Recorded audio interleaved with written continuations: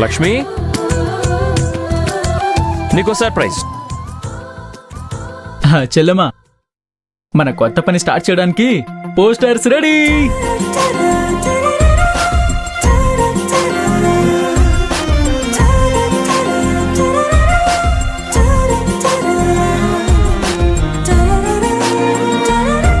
ఒక ఆడపిల్ల ఏదైనా చేస్తుంది అంటే దానికి సపోర్ట్ చేసే ఆడవాళ్ళు కూడా చాలా తక్కువ మంది ఉన్నారు. కానీ మీరు ఇంతలా ఇలా సపోర్ట్ చేస్తున్నారంటే నాకు చాలా హ్యాపీగా అనిపిస్తుంది.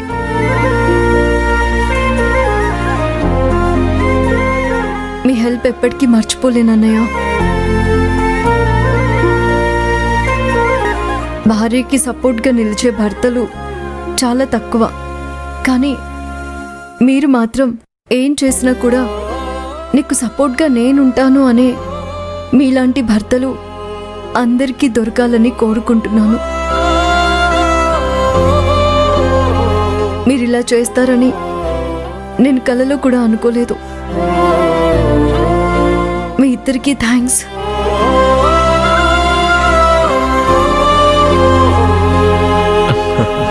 లక్ష్మి, నువ్వు ఈ పని చేయగలవని నమ్మకం నాకుంది. కాకపోతే అన్ని బాధ్యతలు నీ మీదే పడిపోతున్నాయని కొంచెం బాధగా కూడా ఉంది. ఎందుకండి అలా అనుకుంటారు? నేనెప్పుడూ అన్ని బాధ్యతలు నాకే వదిలేశారు అనుకోను. నేను చేసే పనిలో నాకు సపోర్ట్గా నిలిచే వాళ్ళే నాకు కావాలి.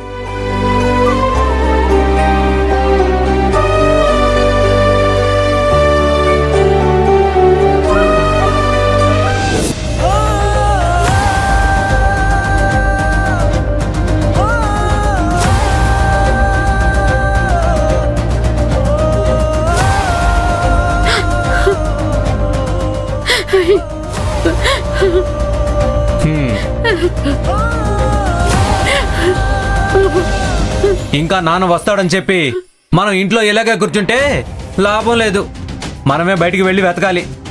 అవునన్నయ్య, నాన్న వెళ్ళే పార్క్ దగ్గర నువ్వు వెతుకు, నేను ఇక్కడ చుట్టుపక్కల అందరినీ అడుగుతాను. చుట్టుపక్కల వాళ్ళందరినీ అడిగితే నాన్న ఇల్లు వదిలి వెళ్ళిపోయారన్న విషయం అందరికీ తెలుస్తుంది.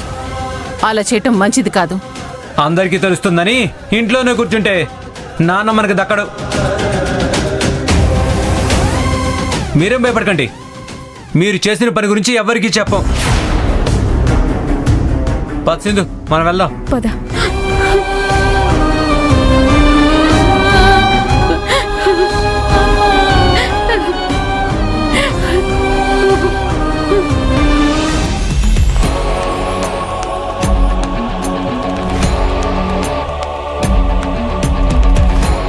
సింధు, నువ్వు ఇటు వెళ్ళి చూడు, నేను ఈ వైపు వెతుకుతాను.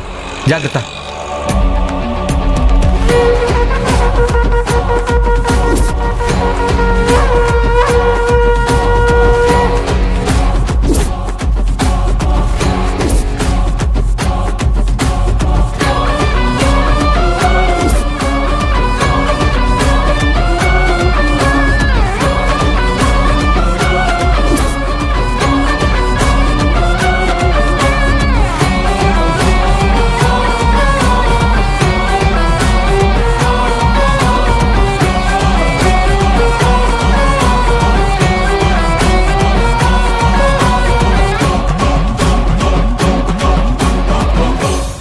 Hello aunty. అందరం బాగున్నాం. మా నాన్న మీ ఇంటికేమైనా వచ్చారా? రాలేదమ్మా. అవునా? ఓకే ఓకే, సరే.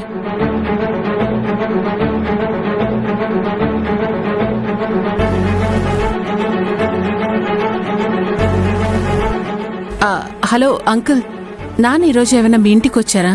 రాలేదమ్మా. ఏమైనా ప్రాబ్లమా? ఆహా, అలాంటిదేం లేదు. ఫోన్ ఇంట్లోనే పెట్టి వెళ్లారు. అందుకే మీ ఇంటికి వచ్చారేమోనని కాల్ చేశాను.